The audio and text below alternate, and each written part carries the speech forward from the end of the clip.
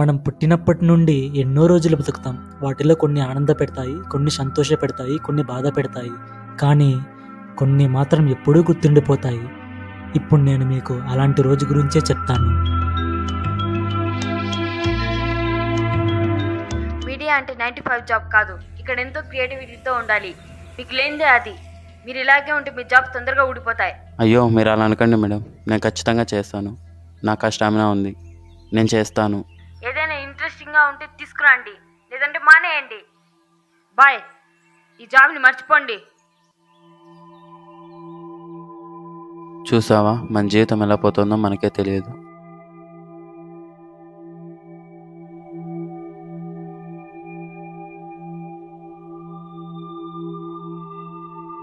మేమిద్దరం ఈ జాబ్ ఫ్రస్ట్రేషన్లో ఉన్నప్పుడు ఒక వింత పర్సన్ని చూసాం. బాగా లావుగా, చాలాసేపటి నుండి ఆకాశం వైపు చూస్తూ ఏదో రాసుకుంటున్నాడు. నేను అతన్ని చాలా తీక్షణంగా గమనిస్తూనే ఉన్నాను. అతను ఆకాశం వైపే చూస్తూనే ఉన్నాడు. ఎందుకో మా ఇద్దరికి తన దగ్గరికి వెళ్ళాలనిపించింది. ఇందాక నుంచి ఆకాశం వైపు చూస్తూ ఏం చేస్తున్నావు? అక్కడ ఒక క్లౌడ్ ఉంది, చూసావా? అది చాలా రేర్గా వస్తుంది. నాకు తెలిసి ఇంకో 60 minutesలో అక్కడ వాన పడుతుంది. తననే తన ప్రవర్తనని చూసిన కొద్దిసేపటికే నాకు అర్థమైపోయింది తనకు కొంచెం ఆర్టిజం ఉండొచ్చని. ఆర్టిస్టిక్ పర్సన్స్ బయట వాళ్ళని పట్టించుకోరు. వాళ్ళ ప్రపంచంలో వాళ్ళే ఉండిపోతారు. వాళ్ళకి తెలిసిందే నిజం అనుకుని వాళ్ళ స్ట్రిక్ట్ రూల్స్ వాళ్ళే ఫాలో అవుతుంటారు. బాబు బాబు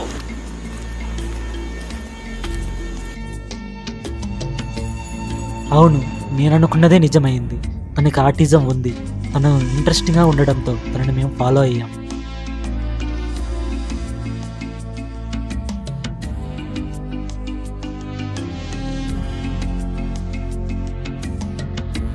వీడియోలో ఇంట్రెస్టింగ్గా అన్నాడు, పద చూద్దాం.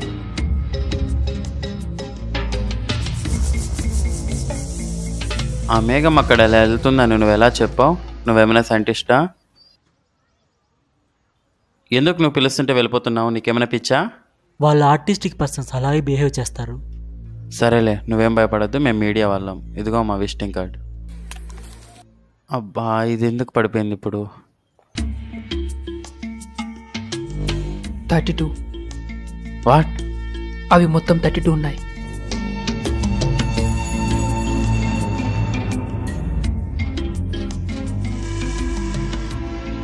నిజమే, 32నే ఉన్నాయి. అబ్బా, నువ్వు క్యాలిక్యులేషన్స్ అంత బాగా చేస్తావా? క్యాలిక్యులేటర్ ఓపెన్ చేయి.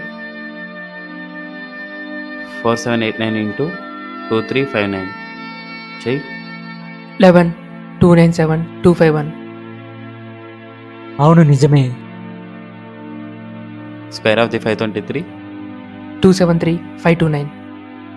ఇది కూడా కరెక్ట్గా చెప్పాడు.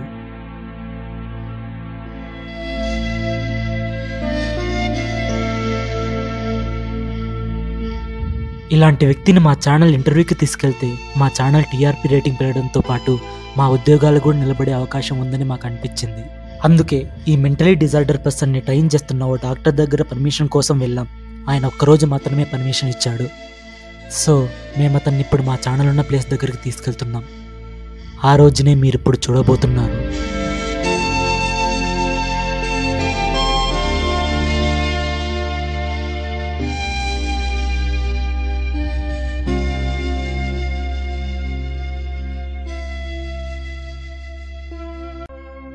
నేను ఒక పర్సన్ని చూస్తాను, అతను చాలా వింతగా అన్నాడు మేడం. 1 గంట టైం ఇస్తే ఛానల్కి తీసుకొస్తాను, తర్వాత రేటింగే రేటింగ్. సరే, 1 hour టైం. తొందరగా రండి.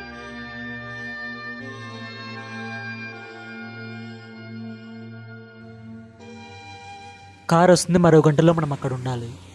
సరే, ఓకే కదా కారు? కార్లో నాకు అలవాట్లేదు. కార్లో నేను రాలేను.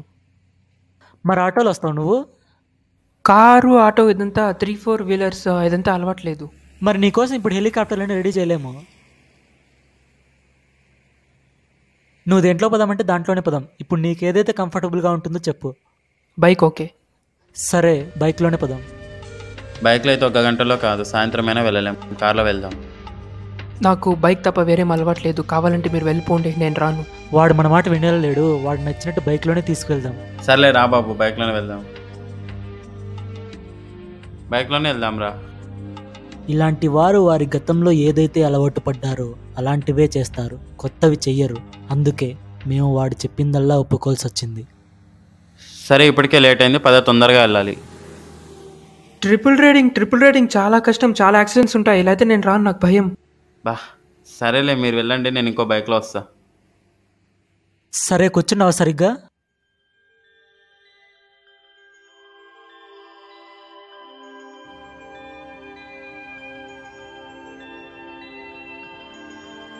అదేంటి 40-50 వెళ్తున్నావు? 20-30లో వెళ్ళు. ఇలా అయితే చాలా యాక్సిడెంట్స్ ఉంటాయి. 30-20లో వెళ్తే తొందరగా చేరుకోలేము. నువ్వు ఇలా వెళ్తుంటే నాకు భయం వేస్తూనే ఉంటుంది. సర్లేరా బాబు, 10-20లోనే పోతాలే.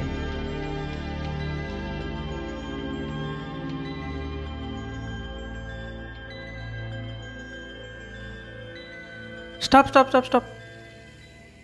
ఏంట్రా మళ్ళీ? 11:30 అయింది. ఈ టైంలో ఖచ్చితంగా తినాలి. తినకపోతే నేను రాను. ఇప్పుడేం దొరుకుతుందిరా నీకు తినడానికి? నాకు హాస్పిటల్లో 11:30కి ఫుడ్ పెట్టేవాళ్ళు, ఇప్పుడు ఫుడ్ కావాలి. ఇప్పుడు ఇక్కడికి వచ్చి ఫుడ్ అంటే ఎక్కడి నుంచి రానికి తెచ్చేది? ఏమరా ఇక్కడ ఆగినారు? 11:30 అవుతుందంటే ఇప్పుడు ఫుడ్ కావాలంట, వీనికి ఎక్కడి నుంచి తెచ్చేది? ఏంట్రా నీ రామాయణము, ఇప్పుడు ఎలా రా? ఏం దొరుకుతుంది నాకైతే హాస్పిటల్లో క్యారెట్ ఇచ్చేవాళ్ళు, నాకు ఇప్పుడు క్యారెటే కావాలి. ఇప్పుడు నీ క్యారెట్లు ఎక్కడి నుంచి రా తెచ్చేది?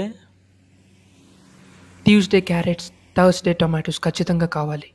ఎలాగో అలా తీసుకురావాలి, లేదంటే నేను కదలను. వీడిని ఎక్కడి నుంచి పట్టుకొచ్చినాం రబ్బా.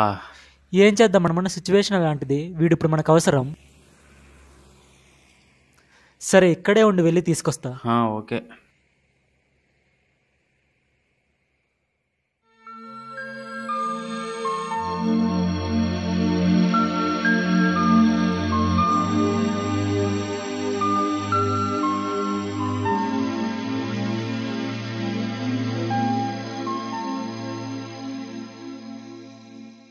ఇదిగోరా క్యారెట్ అన్నావు కదా, తినిప్పుడు.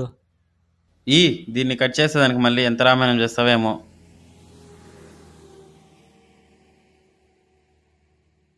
ఆ కత్తిని వాష్ చేశారా? వేరే వాళ్ళ కత్తిలో చాలా బ్యాక్టీరియాస్ ఉంటాయి, నేను వాటితో తిన్ను. నేను సపరేట్గా ఒక కత్తి తెచ్చుకున్నాను. బా ఏందిరా నీ రామాయణము? నాకు అలవాట్లేదు, నాకేదైనా వేరే కొత్త క్యారెట్ ఏదైనా తెచ్చివ్వండి. సర్లే తగలాడు, ఒక క్యారెట్ తీయరా.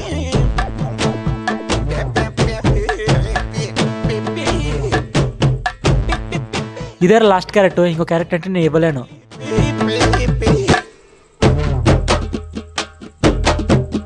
ఇంత మాత్రాన్ని ఎందుకు వీడు గొడవ చేసిండేది? క్యారెట్ కల్లా అని అంతా వేస్ట్ చేస్తున్నాడు చూడు. ఏం తిక్కనాయాలో లే, వదిలే.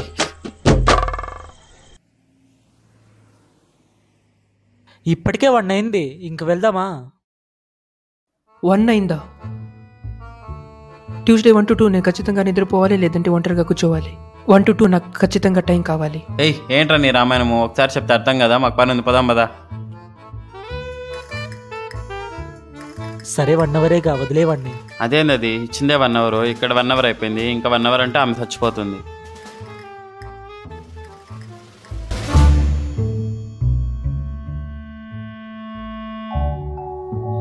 టైం అవుతుంది, రా అనవసరంగా పిలుచుకొచ్చాం నిన్ను.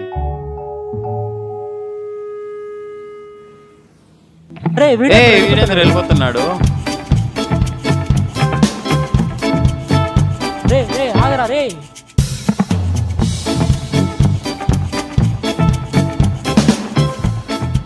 ఎందుకు వెళ్ళిపోతున్నావు? నువ్వు హలో, ఎంతసేపు వస్తారు? మేడం మాందివే మేడం, వచ్చేసాను మేడం. Madam good bye. నీకు కొంచెమన్నా బుద్ధి ఉందా? మేము ఎంత లాస్ అయ్యాం తెలుసా? సరే వదిలే, ఇంకేం చేస్తాం. ఏంది వదిలేసేది, ఇప్పుడు మన జాబ్స్ పోయినాయి. నువ్వు నిన్ను హైలైట్ చేయాలనే కదా మేము ఇంత చేసింది. అది కావాలి ఇది కావాలని చెప్పిన టైం అంతా వేస్ట్ చేసి మాకు చాలా లాస్ చేసావు. అయినా ఆర్టిస్ట్ మన వాళ్ళు తొందరగా చచ్చిపోతావు. నువ్వేదో డిఫరెంట్గా ఉన్నావని అందరికీ చూపిద్దామని ట్రై చేస్తే నీ వల్ల మాకు ఎంత టైం వేస్ట్ అయిందో తెలుసా? అయినా చచ్చిపోను, నీలాంటి వాళ్ళు బతికి వేస్ట్.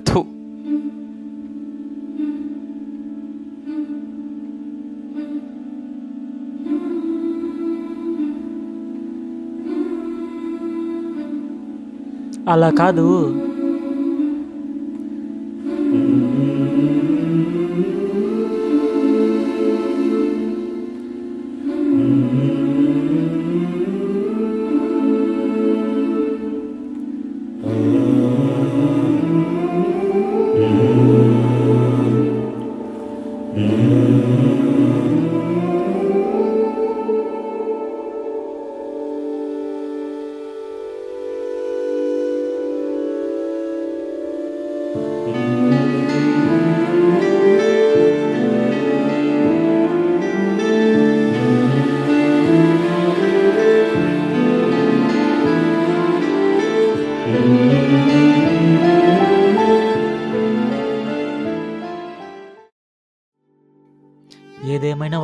తిట్టుండకూడదు.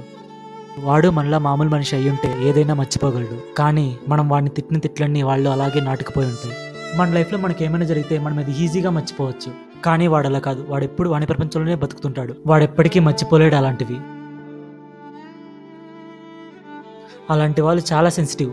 నువ్వు చెప్పిన మాట కానీ వాడు మైండ్లో పెట్టుకుంటే ఇంకా 2-3 రోజుల్లో వాడు సూసైడ్ కూడా చేసుకోవచ్చు.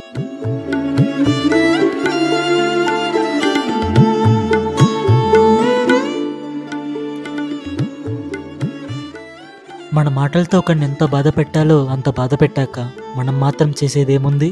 ఇక మిగిలింది ఒక్కటే. సరే, వాడిని డ్రాప్ చేసి వస్తా.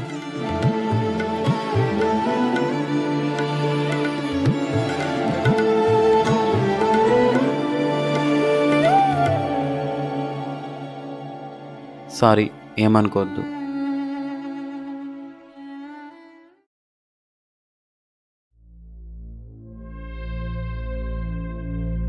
ఎప్పుడూ ఎక్కడో ఒక చోట చూసుకునే అతను ఈసారి మాత్రం ఒక్క మనిషి వైపే చూస్తున్నాడు.